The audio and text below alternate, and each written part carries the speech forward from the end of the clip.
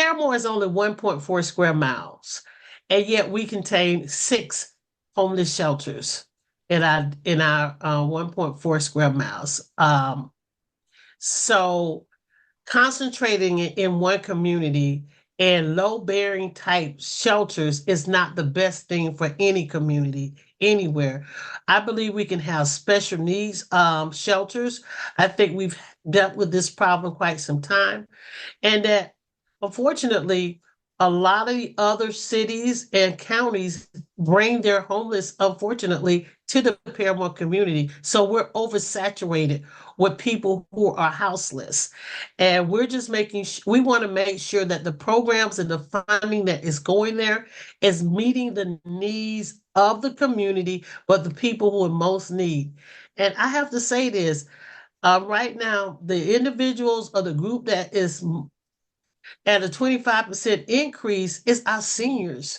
They are being moved out. They can't afford to stay where they're at. And that's the largest growing population now of the homeless. How has this issue of the homeless, houseless affected those who are actual residents of that area? I currently actually live within a half a mile of 4 shelters. It's hard.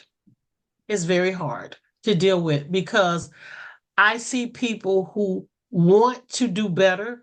Their circumstances is that they're between jobs or they couldn't afford to stay where they were living. So I'm not going to demonize them.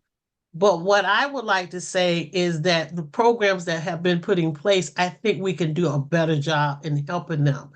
I feel like we just don't house them during the day or at night and don't provide them with other avenues. I feel like if you could put the money towards permanent housing, unique housing like tiny homes, or taking and renovating some of the hotels that we have in our district, I think we could do a better job with the funding that's come and serve our community more. But when I come to how homelessness, I have to bring in why some people become homeless. Is not always because they lost their jobs. It's because of the rent increases where they're living at, and it's no longer affordable.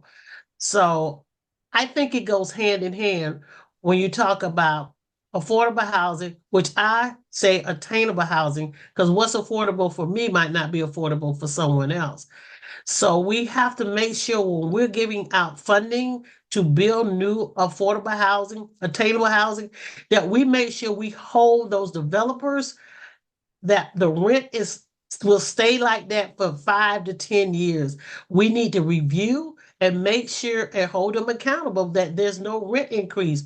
A lot of times there's rent increases because they can increase the rent. So I believe that we don't give the money always up front to build the units, that based on your delivery, then you get your funding.